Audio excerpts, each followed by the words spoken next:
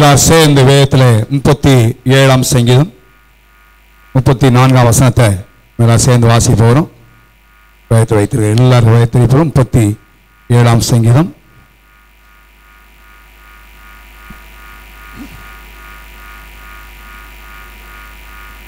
34ஆம் வசனத்தை எல்லாரும் சேர்ந்து நம்ம எல்லாரும் சேர்ந்து வாசிப்போம். 37-34 வசனம் வாசிக்கலாமா? நீ கர்த்தருக்கு காத்திருந்து அவருடைய வழியை கைக்குள், அப்பொழுது நீ பூமியை சுதந்தித்துக் கொள்வதற்கு அவர் உன்னை உயர்த்துவார், துன்மார்க்கர் அறுப்புண்டு போவார்கள். இந்த வசனத்துடைய ஒரு வார்த்தை மாத்திரம் இந்த நாளிலே உங்களோடு பேசும்படி உயர்த்துவார் என்ற அந்த வார்த்தையின் வசனத்தில் பல காரியம் இருந்தாலும் உயர்த்துவார் என்கிற ஒரு வார்த்தை கடந்த நாட்களில் இடத்தில் வைத்தார். அதைத்தான் கடந்த நாட்களில் நான் தியானித்தேன். சில காரியங்களை அதற்காக ஆயத்த செய்தேன். தேவன் நம்மை உயர்த்துகிற கர்த்தர், நம்முடைய ஆண்டவர் எல்லா நிலைமையிலும் நம்மை உயர்த்தும்படியாக தேவன் விரும்புகிறார். நம்முடைய ஆவிக்குரிய வாழ்க்கையாலும் சரி, உலக பிரகாரமான காரியமாலும் சரி, இப்போ இருக்கிறதை பார்க்கலும் நம்முடைய வாழ்க்கையில எல்லா நிலைமையிலும் உயர்த்தப்பட வேண்டும் என்பதான் தேவனுடைய விருப்பம். அதுதான் அவருடைய சித்தம். நீங்க உலகத்தில் எல்லாருமே உயர முடியாத வருகிறார். தாங்களே ப்ரமோட் பண்ணணும், எப்படியாவது ப்ரமோஷன் பெற்றுக்கொள்ளணும், இருக்கிற பதவியானாலும் எந்த காரியமானாலும் உயர்வடைய வேண்டும் என்று விரும்பாதவர்கள் ஒருவரும் இல்லை. ஆனால் தேவன் தான் நம்மை உயர்த்துகிறவர். அதை தெளிவாய் நம்மை அறிந்து கொள்ள வேண்டும். சில நேரங்களில் நாம் மற்றவர்களை குறை சொல்லுவோம். ஏன்னா அவரை கொடுக்க வேண்டிய மதிப்பு என்ன உயர்த்தலை, என்ன ஃபோன் போடல, ஆஃபீஸில் ரெடி பண்ணிட்டாங்க என்று பல விதங்களை நம்ம சொல்கிறோம். ஆனால் ஆண்டுடைய வார்த்தை சொல்லி பார்த்தா 1 சாமுவேல் புத்தகம் 2ஆம் அதிகாரம் 7ஆம் வசனம் வேதவாசிய சுருக்கமாய் நான் விரைவாய் தேவனுடைய வார்த்தை சொல்லி முடிக்க விரும்புகிறேன். 1 சாமுவேல் 2ஆம் அதிகாரம் 7ஆம் வசனம்.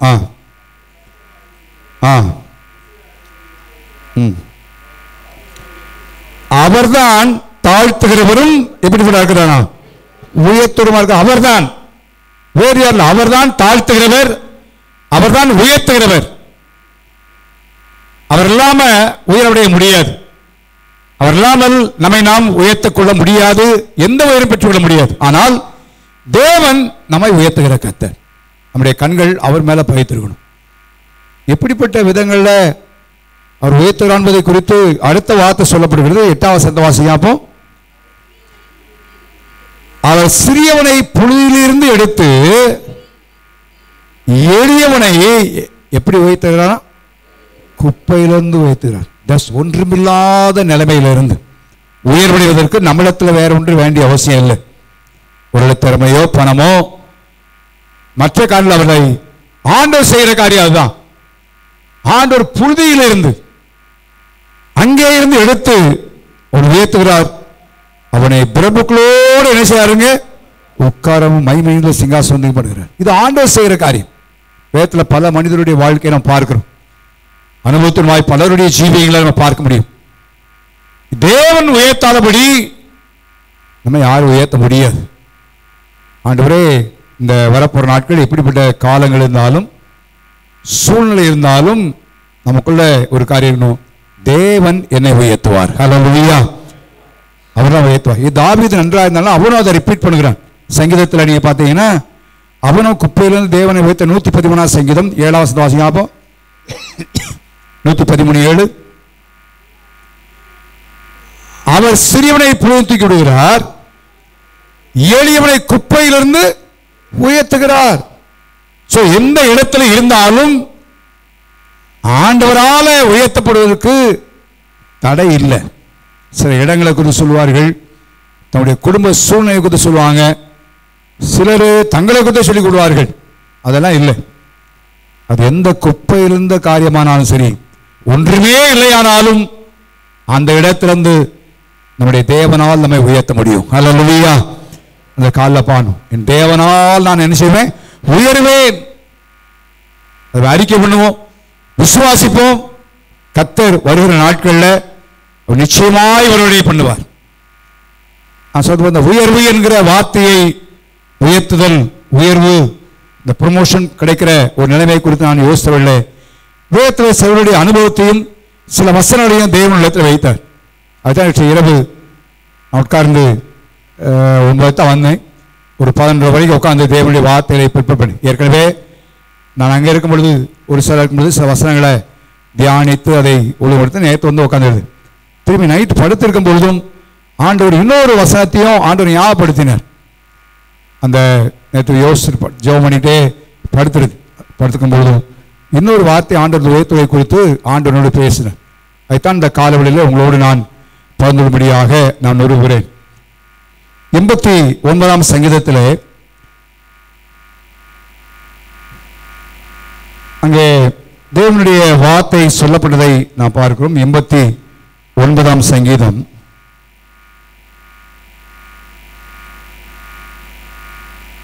19ஆம் வசனம் வாசிங்க. அப்போ இப்ப ஆண்டவரை குறித்து சொல்லப்பட்ட வார்த்தை வாசி. நீருடைய பக்தனுக்கு தரிசனமாகி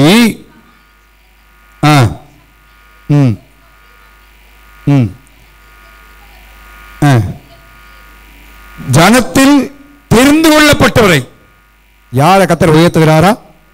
சத்தமா சொல்லுங்க. அப்போ இன்னும் சத்தமா சொல்லுங்களேன். தெரிந்து கொள்ளப்பட்டவர்களை கர்த்தர் சாருங்க உயர்த்துகிறார். ஆண்டவர் தெரிந்து கொள்ளப்பட்டவர்கள். இந்த காலவெளியிலே யோவான் 15:16 ஆண்டவர் சொன்னாரு, நீங்கள் என்னை தெரிந்து கொள்ளவில்லை, நான் உங்களை என்ன செய்தேன், நானும் நீங்களும் தேவனால் தெரிந்து கொள்ளப்பட்டவர்கள். இல்லைன்னா இங்க இருக்க மாட்டோம், எங்கேயோ இருந்திருப்போம், எந்தெந்த சூழ்நிலை இருந்திருக்கலாம். ஆனால் நாம் அல்ல, தேவன் நம்மை தெரிந்து கொண்டிருக்கிறார். தேவனால் தெரிந்து கொள்ளப்பட்டிருக்கிற நம்மை அவர் என்ன செய்வாராங்க? உயர்த்துவார். தெரிந்து கொள்ளப்பட்ட இது விசுவாசி. ஆண்டவரே, நான் உம்மால நான் தெரிந்து கொள்ளப்பட்டிருக்கிறேன், நீரை உயர்த்துவீர் ஆண்டவரே என்று நாம் விசுவாசிப்போம். 1 சாமுவேல் 16ஆம் அதிகாரத்தில் நீ பார்ப்பிலானால் அதை முன்ன பகுதியில் சவுலை கர்த்தர் ராஜாவாய் மாற்றினார். இந்த நாட்களில் மாலை நேரத்தில் பைபிள் சொல்ல சவுலை குறித்து தான் படிச்சுட்டு இருக்கிறோம். இன்னும் 2-3 வாரத்துக்கு சவுலை குறித்து தான் படிக்க போகிறோம். சவுளுடைய காரியங்களை குறித்து அதற்கு மிகுந்த ஆசிரியமாய் எனக்கு ஒரு பெரிய எச்சரிப்பு உருவாகிற ஒரு பாடமாக அந்த சவுளுடைய வாழ்க்கை. நேற்று நைட்டு உட்காந்து கொஞ்சம் படிச்சேன் சவுலை கொடுத்து. சவுலுக்கு தேவன் தருணங்களை கொடுத்தார், வாய்ப்புகளை கொடுத்தார். ஆனால் அதை தவறி விட்டார். அதில் தேவன் அந்த சொன்ன காரியத்தெல்லாம் அவன் கீழ்ப்படியா போயிட்டான். அதனால சாமுவேல் இரவெல்லாம் உட்காந்து துக்கப்படுகிறார். ஏன்னா அவர் மூலமா தான் அபிஷேகம் பண்ணப்பட்டான். அப்ப ஆண்டவர் அவனோடு பேசுகிறார். 16ஆம் அதிகாரம் 1 வசனம் வாசிங்க. அப்போ கர்த்தர் சாமுவேலை நோக்கி, இஸ்ரவேலின் ராஜாவாயிராதபடிக்கு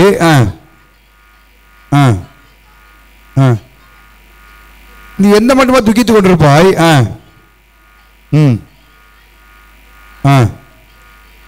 பெத்லகேமின் ஆகிய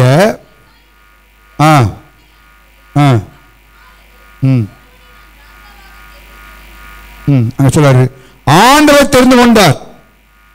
ஆண்டவரை தெரிந்து கொண்ட 7-8 பேர் இருக்கிறார்கள். தெரியும்.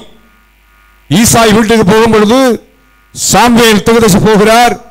அவன் சொன்ன ஒரு வார்த்தையை நீங்க பார்த்தீங்கன்னா வசனத்தில் இருக்கு, எல்லாரையும் பலிவிருந்துக்கு அழைப்பேன்னு சொல்லுகிறான். அப்படிதானே? அந்த 1 சாமுவேல் புத்தகத்தை வாசிங்க. அப்போ அதே அதிகாரத்தில் இல்ல நீ பலிவிருந்துக்கு எல்லாரையும் கூப்பிடுன்னு சொல்லுகிற ஒரு வார்த்தை இருக்கு.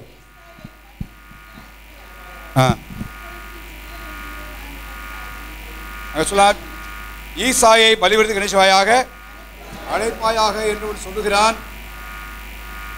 சொல்லிட்டு அவன் செய்த ஒரு காரியத்தை வாசிப்பிறானால் எல்லாரும் அழைக்கிறான். வாசிங்க 5ஆம் வசனம் வாசிங்க. அப்போ இப்ப சாமுவேல் ஈசாயை பார்த்து சொல்றான், நான் பலியிட வந்தேன்,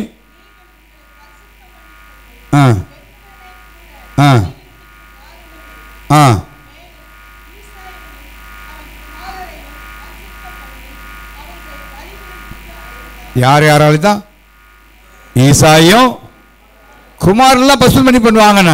ஆனா யார் அங்க மிஸ்ஸிங்? தாவீது இல்லை. நல்ல தகப்பனாய் இருந்தால் தாவீது என்ன செஞ்சிருக்கணும்? அவனை கூட்டு வந்திருக்கணும். அழைத்து வந்திருக்கணும். ஆனா அங்க மிஸ்ஸிங். அவன் ஒருவேளை குடும்பத்தால புறக்கணிக்கப்பட்டவனாக இருக்கலாம். அவனுடைய தகப்பன் நினைச்சிருக்கலாம், இவன் ஆடு மேய்க்கத்தான் என்னதாங்க லாயக்கு, ஆடு மேய்க்கத்தான் லாயக்கு என்று சொல்லி ஒருவேளை அவன் நினைத்திருக்கலாம். ஆனா வேதத்தில் ஆண்டு சொல்றாரு, ஈசாயில் ஒருவனை என்ன செய்ய தெரிந்து கொண்டேன். நீங்க 79ஆம் சங்கீதத்தில் நான் வாசிக்கும் பொழுது 70 வாசிங்க பார்ப்போம். 79 70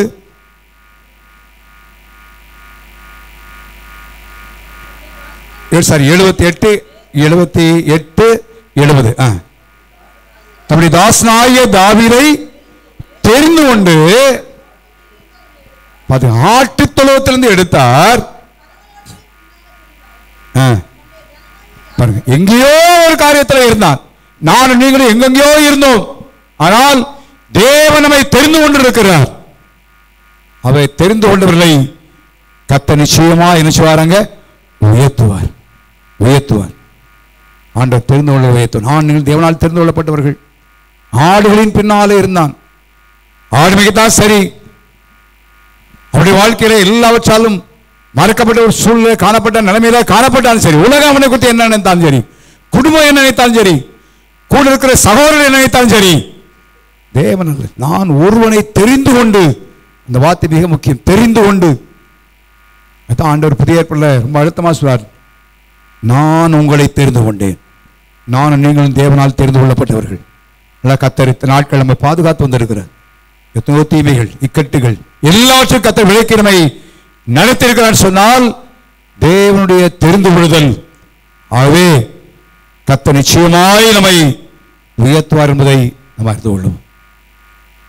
அது மாத்திரமல்ல, நீதிமொழிகள் புத்தகம் 29ஆம் அதிகாரம் 25ஆம் வசனத்தை வாசிக்கிறோம். நீதிமொழிகள் 29 25. கர்த்தரை நம்புகிறவனோ எங்க இருப்பானா? உயர்ந்த அடைக்கலத்திலே. தேவன் வைக்கிறார் உயர்ந்த அடைக்கலத்திலே. கர்த்தரை நம்புகிறவர்களை தேவன் உயர்ந்த ஸ்தானத்திலே, உயர்ந்த அடைக்கலத்திலே தேவன் வைக்கிறார். ஆண்டவரை நம்பணும். எப்படி நம்பினா? முழு இதயத்தோடு நம்பும். அறகுறை இல்லை. சில காரியம் நடக்கிறதுக்கு மாதிரி நம்புவார்கள், விட்டுவிடுவார். அப்படி இல்லை. தேவனை முழு இதயத்தோடு நம்பணும். எல்லா சூழ்நிலையிலும், எல்லா சந்தர்ப்பத்திலும். யோபை குறித்து வாஸ்து சொன்ன பால் பாடம் சொன்னார், நீ கொன்று போட்டாலும் ஒரு மேலே எப்படி இருப்பேன்? நம்பிக்கையாக இருப்பேன். அதுதான் நம்பிக்கை. இதோ சூழ்நிலை பார்த்தல்ல, நம்முடைய வாழ்க்கையின் நிலைமையை பார்த்தல்ல, எதனாலும் சரி நான் ஆண்டவர் நம்ப, அவளை கர்த்தர் உயர்த்தி வைப்பார். சொன்ன கர்த்தரை நம்பணும். ஆண்டவரை நம்ப முடியாத சூழ்நிலைகள் ஏற்படலாம். நம்முடைய சரீரத்தின் நிலைமை, சுற்றுப்புறத்தின் காரியங்கள் ஒருவேளை ஆண்டவரை நம்புவதற்கு ஏதுமில்லாத ஒரு நிலைமையா இருக்கலாம். அதை ரோமன் 4ஆம் அதிகாரத்தில் நினைக்கிறேன், ஆபிரகாமை சொல்லும் பொழுது அழகான ஒரு வார்த்தை ஞாபகம் இருக்குங்க.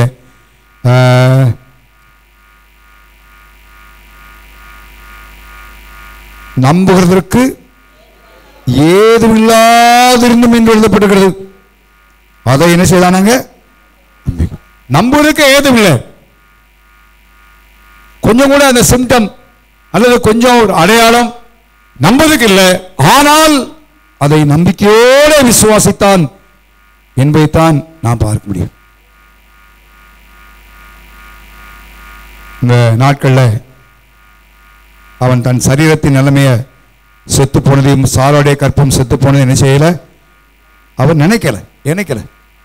ஏன் நினைக்கலனா, தேவன் நிச்சயமா நிச்சயம் வராங்க, நம்புவதற்கு ஏதும் இல்லை. அதைத்தான் நம்பினான். அவளை கர்த்தர் உயர்ந்த அடைக்கத்தை வைப்பார். நாமும் தேவனை முழு இருதயத்தோடு நம்புவோம், முழு மனதோடு நம்புவோம், விடாப்படியா நம்புவோம், இடைவிடாமல் நம்புவோம். நான் இதை குறித்து சற்று யோசித்த வேளையிலே தானியேல் 3ஆம் அதிகாரத்திலே ஷாத்ராக் மேஷாக் ஆபேத்நேகோ வாழ்கதான் எனக்கு ஞாபகத்துக்கு வந்தது. தானியேல் புத்தகம் 3ஆம் அதிகாரத்தில் ராஜா நிறுத்தின பொற்சிலையை வணங்க முடியாய் அவர்கள் கேட்டுக்கொண்டவர்களே தைரியமாய் சொன்னார்கள், நாங்கள் ஆராதிக்கிற எங்கள் தேவன் எங்களை தப்புவிக்க வல்லவராக இருக்கிறார். ஒருவேளை நாங்கள் இந்த அக்கினி சூழலிலே போவது அவருடைய சித்தமா இருக்கலாம். நல்லா கவனிங்க. அவர் விடுவிக்காமற் போனாலும் என்கிற அந்த வார்த்தையோடு சொன்னதுடைய நோக்கம் என்னன்னா, தேவனால முடியாது என்பதல்ல, ஆண்டவரால் முடியாம போவதில்ல. The purpose of God, தேவனுடைய நோக்கம் ஒருவேளை நாங்கள் அக்கினி சூழல் வழியாய் போவது அவருடைய நோக்கமாக இருக்குமானாலும் நாங்கள் என்ன செய்ய மாட்டோம், வணங்க மாட்டோம். ஏன்? அவர் 100% ஆண்டவர் மேல நம்பிக்கை வைத்திருந்தார்கள், நம்பி இருந்தார்கள். அக்கினி சூழலை தூக்கி போட்டார்கள். 3ஆம் அதிகாரத்தில் ராஜா சொல்லுகிற வார்த்தையை, அவன் சொன்ன அறிக்கையை 28ஆம் வசனத்தில் அழகாய் வாசிக்கிறோம். தானியேல் 3:28 வாசிப்போம்.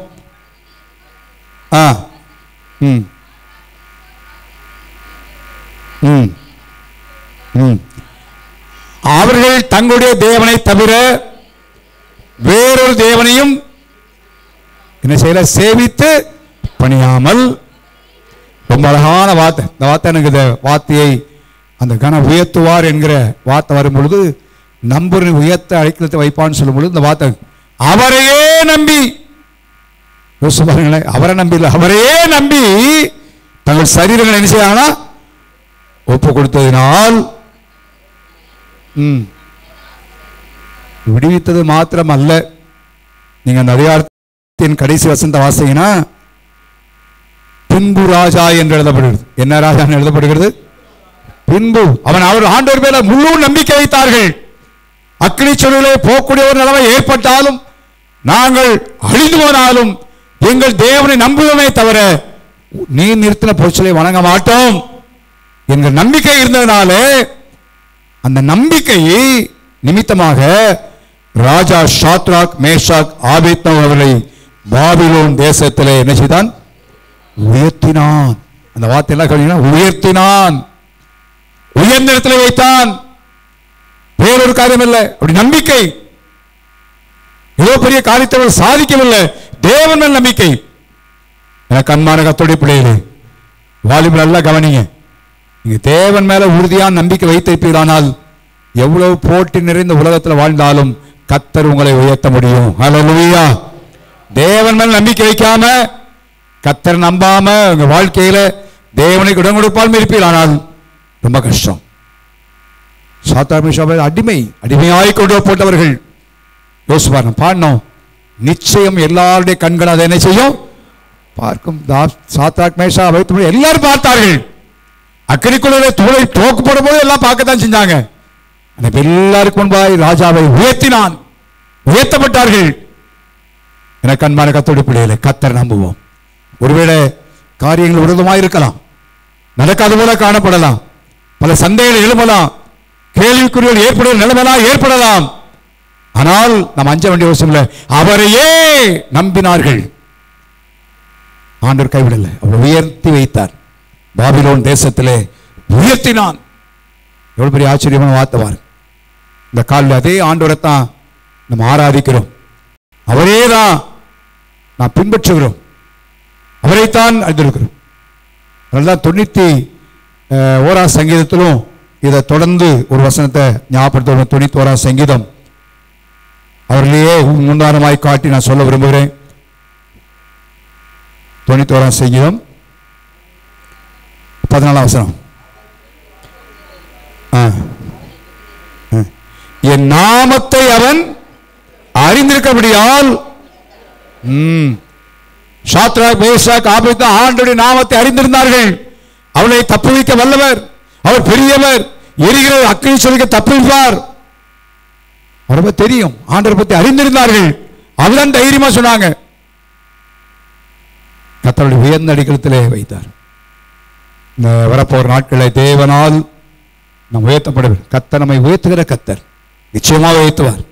எந்த சூழ்நிலை புதிலிருந்து அதை எதிர்பார்க்கவே முடியாது, நம்பவே முடியாது. ஆனால் அங்கே இருந்து தேவன் உயர்த்த முடியும். தேவனுடைய வார்த்தை சொல்லுறது. தேவனால கூடாத காரியம் ஒன்றும். எவரையும் மேன்மைப்படுத்த முடியும், யாராலும் மறால் கர்த்தர் மேன்மைப்படுத்த முடியும். அவே லெட் அஸ் ட்ரஸ்ட் காட்.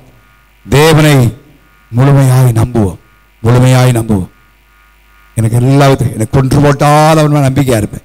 என்ன சூழ்நிலை வந்தாலும் நான் தேவனை நம்பி இருப்பேன், முழு நம்பிக்கை அவர் மேல இருக்கும் என்று சொல்லி நம்பிக்கை வைப்போம். நிச்சயமாய் கர்த்தர் நம்முடைய நம்பிக்கையை வீண் போக மாட்டார், அதுக்கு மாறாக நம்மை உயர்த்துவார். மத்தேயு சுவிசேஷம் 23ஆம் அதிகாரம் 12ஆம் வசனத்தை வாசிப்போம். தன்னை உயர்த்துகிறவன் தாழ்த்தப்படுவான், தன் தாழ்த்துகிறவன் என்ன செய்யப்படுவான்?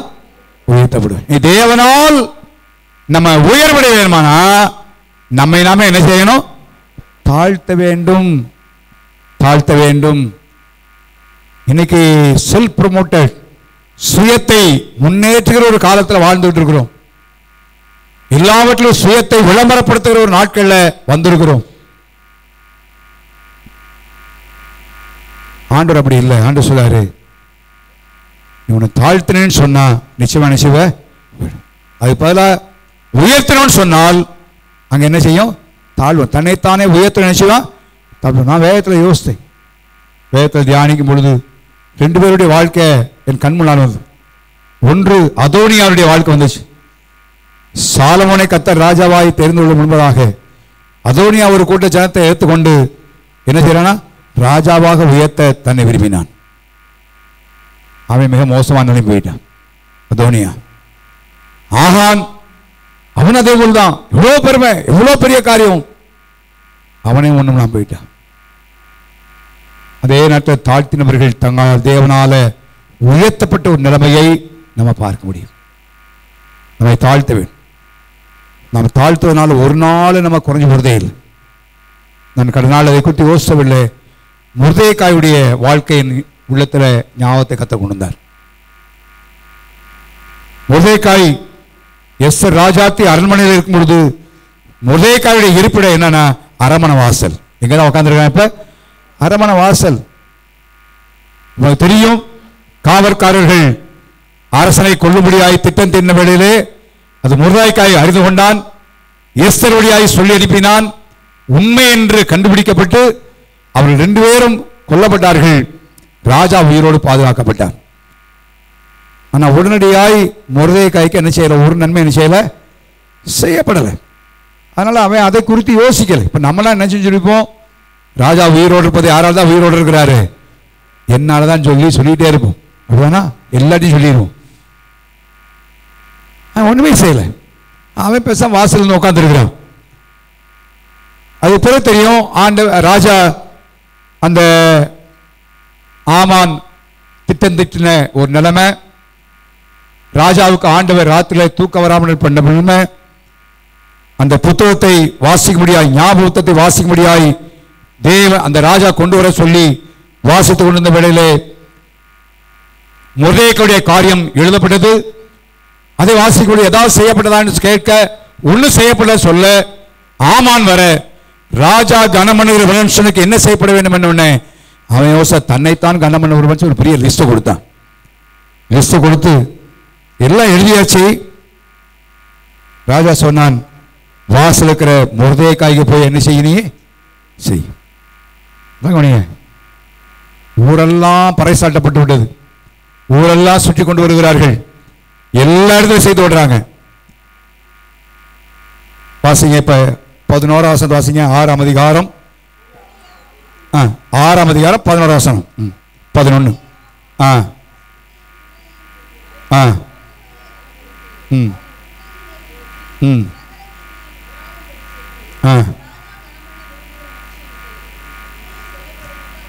நகர வித எல்லாரும் தெரியுது. இப்ப ராஜா கனமனுகிற மனுஷனுக்கு இப்படியே செய்யப்படும் என்று சொல்லித்தான் சொல்லி முடிச்ச பிறகு அதான் பின்பு மொர்தெகாய்.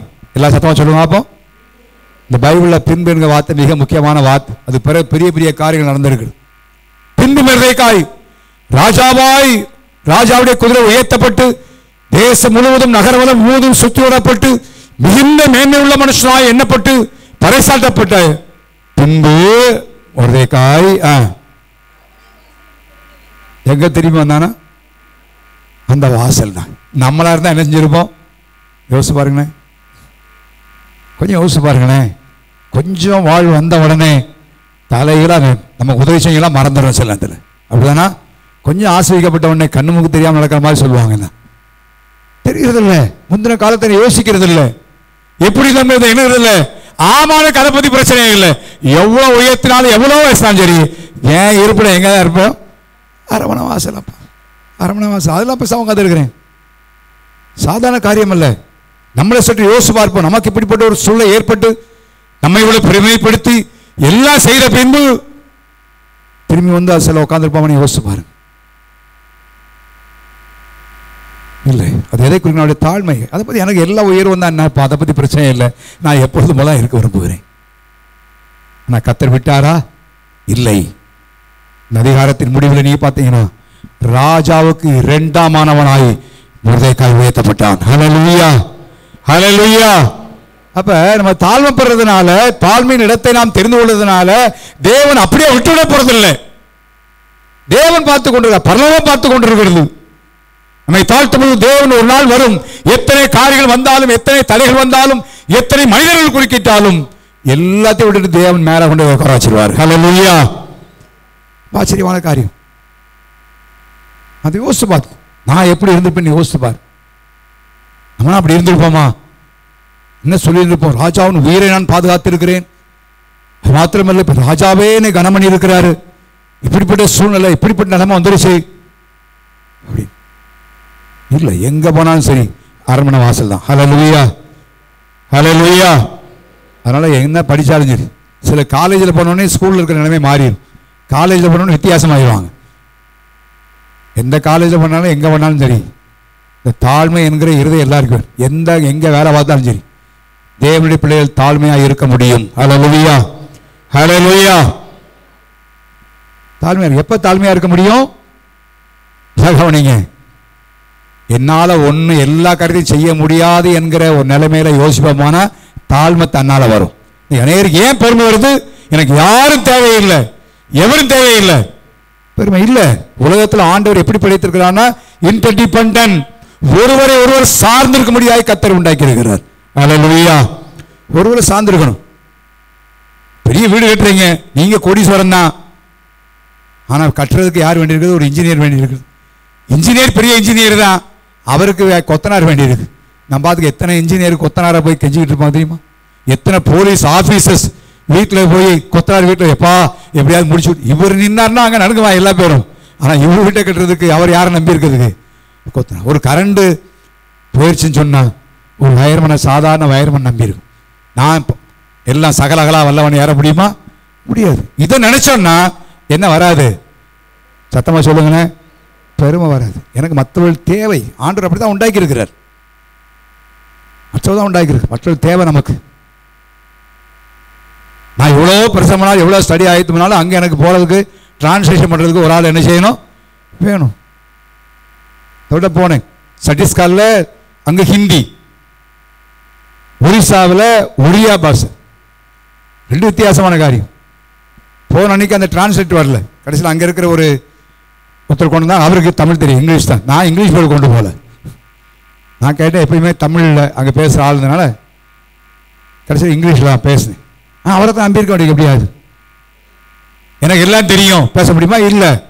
அவருக்கு டிரான்ஸ்லேட்டர் தான் என்ன செய்ய நான் நம்பியிருக்கிறேன். அவர் தான் எல்லாம் கவனிங்க. அப்போ ஆண்டவர் இந்த உலகத்தில் சிருஷ்டித்தவருடைய காரியமே ஒருவரை ஒருவர் சார்ந்திருக்க முடியாதுதான் நினைச்சாருங்க உண்டாக்கி இருக்கிறார். அதனால அந்த ஒரு எண்ணத்தை உருவாக்குவோமானால் நம்முடைய வாழ்க்கையில என்ன உண்டாயிரும்? தாழ்மை, தாழ்மை உண்டாகும். அல்லேலூயா. நிரந்தரமான தாழ்மையோடு இருக்க முடியும். எவ்வளவு உயர்வு வந்தாலும் சரி, எவ்வளவு தேவனை உயர்த்தினாலும் சரி. நான் வார்த்தையை தியானிக்க ஆரம்பிச்சேன். நம்ம தாழ்த்து கொண்டே போகும்பொழுது ஆண்டவர் உயர்த்தி கொண்டே போவார். அல்லேலூயா. தாழ்த்து கொண்டே தாழ்த்த தாழ்த்த தாழ்த்த தாழ்த்த தாழ்த்த தேவன் உயர்வை உயர்வை உயர்வை தேவன் கட்டளிட்டு கொண்டே இருப்பார். ஆகவே நம்முடைய வாழ்க்கையில தேவனால் உயர் பெற நம்மை தாழ்த்துவோம். தேவன் நம்முடைய ஜீவியத்தில் ஒரு பெரிய உயர்வை தேவன் தருவார். ஒரு 2-3 வார்த்தை சொல்லும்படி விரும்புகிறேன். 147 சங்கீதம் 6 வாசிங்க.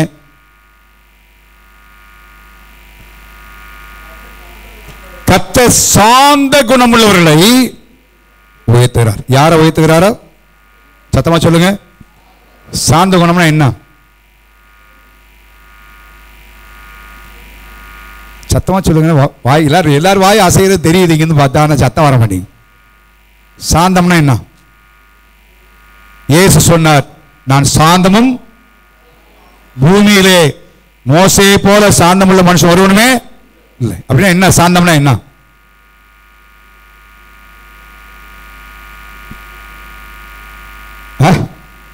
பொறுமையா இருக்கிறதா, அமைதியா இருக்கிறது?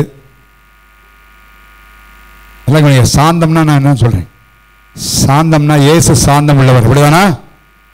சாந்தம்னு சொன்னா என்ன அர்த்தம்னா, நம்ம பத்தி சொல்லும் பொழுது, நமக்கு காயம் உண்டாக்கும் பொழுது, நமக்கு பிரச்சனை வரும் பொழுது, நம்மளை தீதாப்பு பேசும் பொழுது எல்லாத்தையும் கேட்டுட்டு அமைதியா இருப்பதான் சாந்தம். அல்லேலூயா. இயேசு அடிக்கப்பட்டார், பையன் வைந்தாங்க, பதில் பேசினாரா? இல்ல, பேசினார். மோசே கல்லறிவன் சொன்னாங்க, எல்லாம் பண்ணா. அவன் எப்படிப்பட்ட தெரியுமா? மோசே தெரியுமா அவங்களுக்கு? 6 நாட்கள் எகிப்தில் ஒரு எகிப்தியனை வெட்டி கொன்னு உள்ள திணிச்சுட்டான். அப்படிப்பட்ட வீரனவன். ஆனா எல்லாம் கல்லறையை பார்த்தா. ஆனா ஆண்டவரை போய் ஆண்டவரே இப்படி சொல்றாங்களே, ஆண்டவரே இப்படி சொல்றாங்களே, ஆண்டவரே. அதே நேரத்தில் எல்லாம் கவனிக்கணும். மலை மேலேருந்து இறங்குறான்.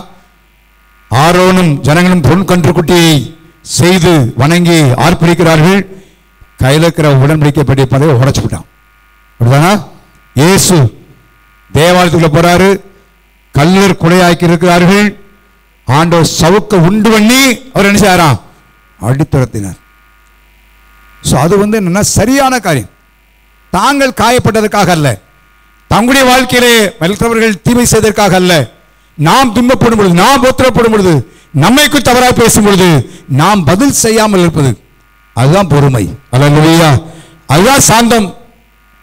ஆனா தேவனுடைய காரியங்களே பக்தி விளக்கமா இருந்தான். எந்த நேரத்தில் என்ன செய்யணுமோ அந்த நேரத்தில் அவங்க செய்தார். அதுதான் சாந்தம். அப்படிப்பட்டவர்களை கர்த்தர் அமைச்சாராங்க. இன்னைக்கு நீதியான காரியத்துக்கு நம்ம கோபம் வராது. ஆனா நம்மளை பத்தி சொல்லும் பொழுது என்ன செய்வோம்? கோபப்படும். தாவீது கோலியாத் சொல்லுகிறான், ஜீவன தேவனை தூஷிக்கிறான். உடனே அவனுக்குள்ள பயங்கரமான கோபம், வைராக்கி வந்துச்சு. இவன் எப்படி என்ன ஆண்டவரை தூஷிக்கலாம்? இவன் எப்படி ஆண்டவரை தூஷிக்கலாம்? ஆனா மற்றவனுக்குலாம் கேட்டாங்களா? கேட்கலையா? எல்லாம் கேட்டான். அவனுக்கு அதை பத்தி கவலையே இல்லை. அதை பத்தி கவலையே இல்லை. அவன் ஜீவனை பாதுகாக்க தான் வரும்னா. கோலியாத் வந்து கத்தின உடனே ஓடினான். எல்லாம் பயந்து ஓடினார்கள். தாவீது அப்படியே இல்லை. இன்னைக்கு நம்முடைய வாழ்க்கையில சாந்தன் சொல்லும் பொழுது தவறாய் பேசுவார்கள் என்றுதான் பைபிள் சொல்லுது. நீங்கள் செய்யாத காரியங்களை என்ன செய்வாங்க? சொல்லுவார்கள். அப்படிதான் பைபிள் சொல்லுது. சொல்லுவாங்க. அந்நேரத்தில் பொறுமையாக இருப்பதான் சாந்தம். அப்படிப்பட்டவர்களை கர்த்தர் எல்லார் கண்களுக்கும் வாய் வைத்துகிறார். ஹல்லேலூயா. மோசே கர்த்தர் உயர்த்தினார். நான் மோசே குறித்து பார்த்தேன். அந்த உபாகமத்தின் புத்தகம் கடைசி 2 வசனம் வாசிப்போம். கடைசி அதிகாரம், உபாகமம் கடைசி அதிகாரம், கடைசி 2 வசனம்.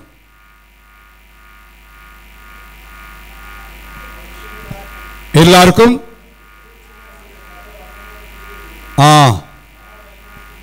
பார்க்கும் பொழுது கர்த்தரை முகமுகமாய் அறிந்த மோசேயை போல ஒரு தீர்க்கதரிசியும் இஸ்ரவேலை என்ன செய்யல? எழுமல. தேவன் உயர்த்தி வைத்தார்.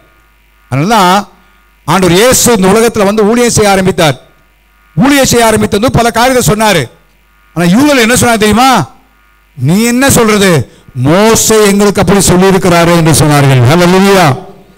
ஏன்னா அவ்வளவு தூரம் உயர்ந்த நிலையிலே காணப்பட்டான் மோசே. தேவன் உயர்த்தி வைத்தார் சாந்தமா இருந்தனால. ஆகவே நாம் உடைய வேலை ஸ்தலத்தில், குடும்பங்களில், மற்ற இடங்களில் ஒருவேளை பாதிக்கப்படலாம், தவறாய் கருதப்படலாம், குற்றம் சாட்டப்படலாம். கொஞ்சம் பொறுமையா இருங்க. கர்த்தர் அவர்களுக்கு முன்னாலே கர்த்தர் உங்களை உயர்த்துவார். ஹல்லேலூயா. ஹல்லேலூயா.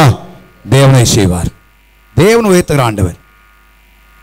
பதில் பேசிடுறோம், பழி வாங்கிடுறோம். வேண்டாம், சரி பரவாயில்ல, சோத்திர ஆண்டவர், அவ்வளவுதான். இயேசு என்னென்னமோ சொன்னாங்க. சிலுவையில் நீ இறங்கி வா எல்லாம் சொன்னாங்க. செஞ்சிடலாம். இல்லை, ஒரு நாள் வரப்போது முழங்கால் யாவும் அவருடைய கண்களுக்கு முன்பாக முழங்கால் பட போகுது. ஹல்லேலூயா. அந்த நாளை வச்சிருக்கிறார். புத்திரன் யாவருடைய அவரை என்ன செய்வார்கள்? பார்ப்பார்கள். ஆகவே சாந்த குணத்தோடு இருப்போம். 1 Peter 5 அதிகாரம் 6 வசனம் வாசியாப்போம். 2 வசனத்தை சொல்லி முடிக்க விரும்புகிறேன். 1 Peter 5:6. ஆகையால் ஏற்ற காலத்தில் தேவன் உங்களை உயர்த்தும்படிக்கு அவருடைய பலத்த கரத்தில் என்ன செஞ்சிருங்க? சத்தமா சொல்லுங்களேன். அடங்கியிருங்க. அடங்கியிருங்கிறது ரொம்ப கஷ்டமான வார்த்தை. அடங்கிருங்கள் ரொம்ப கடினமான ஒரு வார்த்தை. அடங்கிருங்கள் அப்படின்னா அடுத்து கேட்போம், எவ்வளவு நாளைக்கு அடங்கிருக்குன்னு கேட்போம். அப்படித்தானா? எவ்வளவு காலத்துக்கு அடங்கி இருக்கிறது? நானு இல்லை, ஆண்டுடைய டைம், தேவனுடைய வேலை வரும் பொழுது அடங்கிடும். நான் ஊழியத்தில் பல ஆண்டுகள் அடங்கி இருந்தேன். எனக்கு வெளிநாட்டு அழைப்பு வெளிக்கால எங்கேயுமே போனது கிடையாது. தலைமைத்துவத்துக்கு கீழே அடங்கி இருக்கிறதுக்காக அடங்கிருது. எந்த ஒரு கூட்டம் வந்தாலும் கேட்காம போனதில்லை. அதனால தேவன் ஆசிர்வதிக்காம விட்டாரா? இல்லை. இன்னைக்கு அநேகர் என்ன நினைக்கிறாங்கன்னா, அடங்கி இருந்தால் எப்படி ஆசிர்வதிக்க? இல்லை, அடங்கி இருங்கள். ஒருவேளை ஏன் அடங்க முடியல? நம்முடைய சுய இஷ்டம், சுய விருப்பத்தை நம்ம நிறைவேற்ற விரும்பினா அடங்கி இருக்க முடியல. ஆபிரகாமோடு லோத்து வந்தான். லோத்து அடங்கி இருந்தான் 13ஆம் அதிகாரம் வரைக்கும். 13ஆம் அதிகாரத்திலே கால்நடைகள் பெருகினது, ஏராளமான எல்லாம் வந்துருச்சு. உடனே அவருடைய மைந்தமை பெருக்கும், இவருடைய மந்தமை பெருக்கும், வாக்குவாதம். எப்பா நீ வலதுபுறமானா இடதுபுறம் போறேன், என்ன சொல்லியிருக்கணும்? இல்லை எஜமானே, இல்லை ஆபிரகாமே, நான் உன் கூடயே என்ன செய்றேன். ஆனால் அவன் அடங்கிருக்க விருப்பம் இல்லை. நமக்கு தெரியும் அவருடைய நிலைமை பரிதாபமாக போன நிலைமை. ஆனால் அதே நேரத்தில் ஆகாரை பாருங்கள். ஆகாருடைய வாழ்க்கையிலே சாராள் உபத்திரப்படுத்துகிறாள். அவள் கற்போதியான உடனே, ஆகார் கற்போதியான உடனே எஜமாட்டியாகிய ஆகாரை அற்பமாக எண்ணினாள். அதனால அவளே முறையிடுகிறாள். சாரா ஆபிரகாமிடத்தில், என்னையா இப்படி, இனி எப்படி வேணா செய். அவள் பயங்கரமாய் உபத்திரப்படுத்தினாள். உபத்திரவம் தாங்காம ஓடுகிறாள். தேவதன் சந்திக்கிறான். ஆகாரே, எங்கிருந்து வார, எங்க போற? 2 கேள்வி. எங்கிருந்து? எப்பயுமே பிரச்சனையிலிருந்து ஓடுற ஆளுக்கு எங்க போறோம் தெரியாது. என்ன சொல்லுமா? சண்டை வந்தவுடனே நான் எங்கேயாவது போறேன், நான் எங்கேயாவது என்ன செய்யறேன், போறேன், எங்க போறேனே தெரியாது. இவ சொன்னா நாச்சியாரத்தில் வர்றேன்னு சொன்னாலும் எங்க போறேன்னு கிடைச்சே தெரியவே தெரியாது. தேவன் சொன்ன போய் அடங்கி இருக்கு. இந்த வார்த்தை ரொம்ப கடினமான வார்த்தை. எப்படி யோசிச்சு பாருங்களேன். வீட்டை விட்டு ஓடியாச்சு, சொல்லாம் பிரியாம ஓடியாச்சு, திரும்ப அங்க போய் உள்ள நுழைய முடியுமா? யோசிச்சு பாருங்க. உள்ள நுழைஞ்சா துன்பம் கூடுமா குறையுமா? சத்தமா சொல்லுங்களேன். பயங்கரமா கூடும். நீ வார்த்தைக்கு வார்த்தை சாரால் சொல்லுவா, என்ன தெரினாலும் ஓடினவதானே ஓடினவதானே ஈட்டியை குத்துறது போல இருக்கும். ஆனால் தேவனுக்கு ஸ்தோத்திரம், அவள் போய் அடங்கி இருந்தாள். அதனால கர்த்தருடைய சந்ததியை என்ன செய்யாருங்க? சத்தமா சொல்லுங்களேன். உலகத்துக்கெல்லாம் பெட்ரோல் கொடுக்க ஆசீர்வதிச்சு வச்சிருக்கிறாரு. யோசிச்சு பாருங்க, எவ்வளவு பெரிய ஆசீர்வாதம். அது தேவன் கொடுத்த ஒரு பகுதியின் ஆசீர்வாதம் தான். தேவன் சொன்னா போய் அடங்கிரு, நான் இப்படிதான் செய்வேன் சொல்லி சொன்னார். அவள் போய் அடங்கி இருந்தாள். உயர்த்தப்பட்டார் சந்ததி. இந்த காலவழியிலே எனக்கு மனக்கத்தோடையபடியே தேவன் நம்மை உயர்த்த விரும்புகிறார். இப்படி எந்த பொசிஷன், எந்த இடத்துல இருந்தாலும், எந்த காரியத்தில் இருந்தாலும் தேவன் உயர்த்த விரும்புகிறார். ஆனால் நாம் இந்த வார்த்தை கீழ்ப்படியும். உயர்வு வர உயர்வையா இவ்வளோ பார்க்குறாங்க. இல்லை, ஒன்றுமே இல்லை. உன்னை புழுதியிலிருந்து ஆண்டை தூக்கி எடுக்க முடியும். ஹல்லேலூயா. உன் குடும்பத்திலிருந்து இருக்கிற இடத்திலிருந்து ஆண்டவனை தூக்கி எடுக்க முடியும். கடைசியாக ஒரு வார்த்தை நான் சொன்ன போல, இரவு எல்லாம் ஆயத்த மணி உட்காந்து இரவு படுத்து ஜோ பண்ணிட்டே படுத்துருந்து 12 மணி இருக்கும். அந்நேரம் இந்த வார்த்தையை கர்த்தர் படிச்சென்று எனக்கு ஞாபகப்படுத்தினார். அதைத்தான் சொல்லி முடிக்க விரும்புகிறேன். ஏசாயாவின் தீர்க்கதரிசன புத்தகம் 58ஆம் அதிகாரம் 13-14 வசனம் எல்லாருமே சேர்ந்து வாசிக்கலாமா? எல்லா இடங்க பார்ப்போம். ஏசாயா 58:13-14 2 வசனம் எல்லாரும் சேர்ந்து வாசிப்போம். எல்லாம் பைபிள் இருப்போங்க, எல்லாமே சேர்ந்து வாசிப்போம். ஏசாயா 58:13 வசனம் 14 வசனம் எடுத்தாச்சா? வாசிக்கலாம். என் பரிசுத்த நாளாகிய ஓய்வு நாளிலே உனக்கு இஷ்டமானதை செய்யாதபடி உன் காலை விலக்கி உன் வழியின்படி நடவாமலும் உனக்கு இஷ்டமானதை செய்யாமலும் உன் சொந்த பேச்சை பேசாமல் இருந்து ஓய்வு நாளை மனமகிழ்ச்சியின் நாள் என்றும் கர்த்தருடைய பசுத்த நாள் நாள் என்று சொல்லி அதை மகிமையாய் என்னவானால் அப்பொழுது கர்த்தரில் மனமகிழ்ச்சியாக இருப்பார். பூமியின் உயர்ந்த இடங்களில் உன்னை ஏறிக்க பண்ணும்படி உன் தகப்பனுடைய யாக்கோபுடைய சொந்தத்தால் உன்னை போஷிப்பேன். கர்த்தருடைய வாய்தை சொல்லி யார் சொன்னாலும் அப்போ மற்ற வசனம்னா கர்த்தர் சொல்லலையா? சொன்னார். ஆனால் இதில் ரொம்ப விசேஷமாக சொல்லியிருக்காரு. நானே வாய் தான் சொல்கிறேன்ப்பா, நானே சொல்கிறேன், கர்த்தருடைய வாய் சொல்லிட்டு. என்ன சொல்லிட்டு? இப்பொழுது நம்ம ஞாயிற்றுக்கிழமை இப்போ நம்ம கர்த்தரை ஆராதிக்கிற நாள் உயிர்த்தெழுந்த நாளில் ஆராதிக்கிறோம். புதிய ஏற்பாட்டில் இயேசு உயிர்த்தெழுந்த பின்பு இயேசு உயிர்த்தெழுந்த நாளிலே நாம் ஆராதிக்கிறோம். பழைய ஏற்பாட்டில் சனிக்கிழமை ஓய்வு நாள். அப்படியானால் தேவனை ஆராதிக்கிற நாளை குறித்து எழுதப்படுகிறது. கர்த்தரை ஆராதிக்கிற இந்த நாளை, இந்த தினத்தை, தேவன் சபை கூடி வருகிற இந்த நாளை குறித்து நம்முடைய உள்ளத்தில் எப்படி இருக்க வேண்டும்? அதற்கு முக்கியப்படுத்த வேண்டும், அதற்கு முதலிடத்தை கொடுக்க வேண்டும், அதற்கு பிரையாரிட்டி கொடுக்கணும். நான் சொல்ற வார்த்தை நல்லா எழுதி வைத்துக் கொள்ளுங்க. கர்த்தர் அதுக்கு உங்களுக்கு என்ன செய்யறாரு பாருங்க. தேவனை வாரத்தின் முதல் நாள்ல கர்த்தரை நான் ஆராதிப்பேன், அதான் எனக்கு முக்கியம். சபையில கூடி வருவது மிக முக்கியம், அதை தவறான் மற்ற காரியம் என்று சொல்லி நிச்சயத்தை அந்த வசனம் இருக்குது. மனமகிழ்ச்சியின் நாள். என்ன நாள்? கத்தமா சொல்லுங்க பாப்போம். நமக்கு எப்படி இருக்கு நாள்? ஞாயிற்றுல வந்துருச்சு, ஆராதனை போகணுமே. சிலர் போட்டா பாஸ்டர் கேட்பாரு. தாவீது சொல்றான், கர்த்தருடைய ஆலயத்துக்கு போவான்னு சொன்ன உடனே என்ன உண்டாயிடுச்சா? சந்தோஷம், மிகுந்த சந்தோஷம் உண்டாயிடுச்சு அவனுக்கு. அப்ப தேவனுடைய சமூகத்தை ருசிக்கப்படவில்லையானால், தேவனுடைய சமூகத்தை இன்பமாய் அந்த மனமகிழ்ச்சியினால ஏதோ ஒரு கடமை ஆற்றுகிற ஒரு இடமாய் அல்ல, வந்து போகணுமே அப்படின்ற இடமாய் அல்ல, உண்மையாய் உள்ளத்தின் ஆழத்திலிருந்து மனமகிழ்ச்சியாய் என்னோமானா, நான் சொன்ன குறிப்பிட்ட ஜாமங்களுக்கு முன்னாலே ஒரு கண்ணு திறந்துடும். அல்லேலூயா. கண்ணு என்ன செய்யும்? ஆட்டோமேட்டிக்காக திறக்கும். அதுக்கு மேலே தூக்கம் வராது உங்களுக்கு. நீ ஆராதனை போகணுன்ற எண்ணம் வந்துடும் உங்களுக்குள்ள. கடமை ஆற்ற வேண்டும் என்கிற நம்பர் மாத்த கஷ்டம். அதை என்று எண்ணி அதை மகிமையுள்ள நாள் என்றும் சொல்லி, மகிமையா என்னவாயானால் ஆண்டவர் ஆராதிக்கிற நாள் எப்படி என்னன்னு எல்லா சத்தமா சொல்லுங்க. அப்போ மகிமையா என்ன வேண்டும், மகிமையா என்ன வேண்டும், அற்பமா எண்ணக்கூடாது. நீ போட்ட என்ன நாளை போய்க்கலாம், அடுத்த வாரம் போய்க்கலாம், இந்த வாரம் என்ன அடுத்த மாசம் போய்க்கலாம்.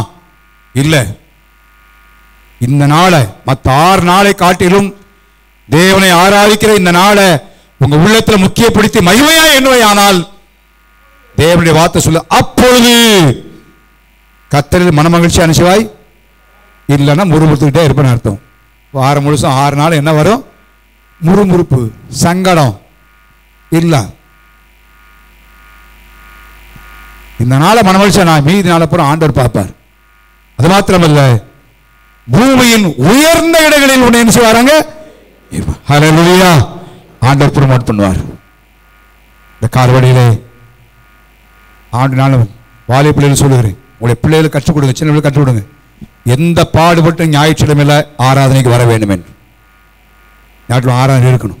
தேவன் அவ்வளோ உயர்த்தணும், ஆண்டவரால் உயர்த்தப்படும். நீங்கள் கொடுக்குற படிப்பு இல்லை, நீங்கள் அவளுக்காக செலவழிக்கிற பணம் அல்ல, அதெல்லாம் ஒரு நிமிஷம் போயிடும். எல்லாம் நீங்கள் உங்களை நடத்துகிற விதம், கர்த்தருக்குரிய காரியத்தில் கவனமாக இருப்பீர்களானால் எந்த பாடுபட்டு ஆராதனை தான், அது பிறகுதான் மற்றது என்கிற இடத்துல நீங்கள் நான் சொல்கிறேன், வரப்போற நாட்களை கர்த்தர் உயர்ந்த இடத்துல உட்கார பண்ணுவார். ஹல்லேலூயா, ஹல்லேலூயா. தேவன் உயரமான ஸ்தலத்தில் உட்கார பண்ணுவார். ஆவே இந்த நாட்களில் தேவன் உயர்த்துகிற கர்த்தர், மற்ற யாரை குறை சொல்ல வேண்டாம், மற்ற யாரை யோசிக்க வேண்டாம். தேவனே நம்ம உயர்த்துகிற கர்த்தர். நான் சொன்னது வார்த்தையெல்லாம் நம்ம வாழ்க்கைக்கு செய்வோம். எல்லாவற்றுக்கும் மேல முக்கியமா யாராயிருந்தாலும் பரவாயில்ல, ஆராதனையை முக்கியத்துவப்படுத்தும். சோம்பேறித்தனமா இருக்க வேண்டாம், தேவனுக்கு முக்கியத்துவம் கொடுப்போம். நான் சொல்றேன், அப்படி முக்கியத்துவம் தான் அவன் புழுதியில் இருந்தாலும் சரிதான், குப்பையில் இருந்தாலும் சரிதான், அங்கிருந்து தூக்கி ஆண்டவர் வராங்க உயர்த்துவார். ஹல்லேலூயா. எல்லாரும் ஜெபம் பண்ணலாமா? ஸ்தோத்திரம் ஆண்டவரே.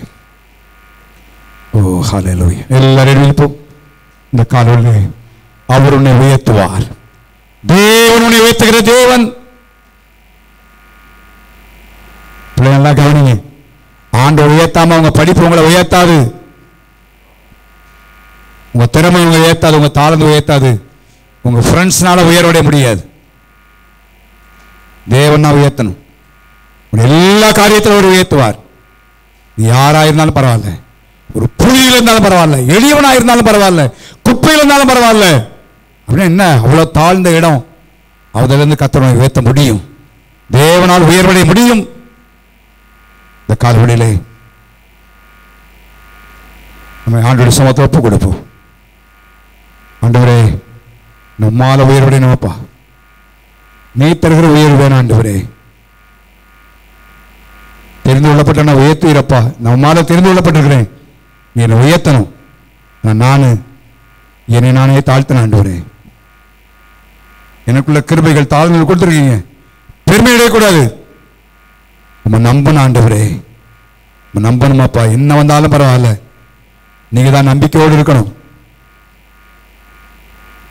நான் சாந்த குணமா இருக்கணும். என்னை குறித்து தவறாக சொல்லும் பொழுது, நான் பாதிக்கப்படும் பொழுது, என்னை காயப்படுத்தும் பொழுது, ஆண்டவரே நான் சாந்த குணமா இருக்கணும். நான் அடங்கி இருக்கணும் ஆண்டவரே, நீ வார்த்தைக்கு அடங்கி இருக்கணும், நீ வைத்திருக்கிற இடத்துக்கு அடங்கி இருக்கணும்.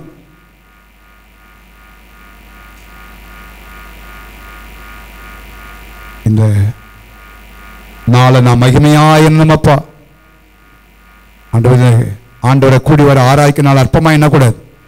எனக்கு லட்ச ரூபா இருந்தாலும் சரி, கோடி வந்தாலும் சரி, இந்த நாள் எனக்கு முக்கியமான நாள் என்பதை கருதி என்ன வந்தாலும் நான் கர்த்தரை ஆராதிக்கணும். அதை மகிமையா நீங்க என்ன நினைச்சீங்கன்னா, நீங்க சந்தோஷமா இருக்க மாத்திரமல்ல, ஆண்டவர் பூமியின் உயரமான இடங்களில் உங்களை குறைப்ப தேவனுடைய வார்த்தை, ஆண்டோட வார்த்தை சொல். அவன் காலையில் ஆண்டவரே எங்களை தெரிந்தவனை உயர்த்த போகிறீர், நீ சொன்ன வார்த்தைப்படி செய்ய எங்களுக்கு கிருபை தாங்கப்பா. நம்ம எல்லாரும் ஜெபம் பண்ணுவோம், எல்லாரும் ஜெபம், நல்ல தீர்மானத்தோடு ஜெபம் பண்ணுவோம். ஆண்டவரே துதிக்கிறோமப்பா, நான் உம்மால வர உயரவிடணும், அவரால் உயரவுடைய புழுதியிலிருந்து தூக்க முடியும், குப்பையிலிருந்து உயர்த்துகிறார். ஓ ஹல்லேலூயா, ஹல்லேலூயா, ஹல்லேலூயா. ஓ ரபலா கதராமா ஷபரபலா கதராமா. ஹல்லேலூயா, ஹல்லேலூயா, ஹல்லேலூயா.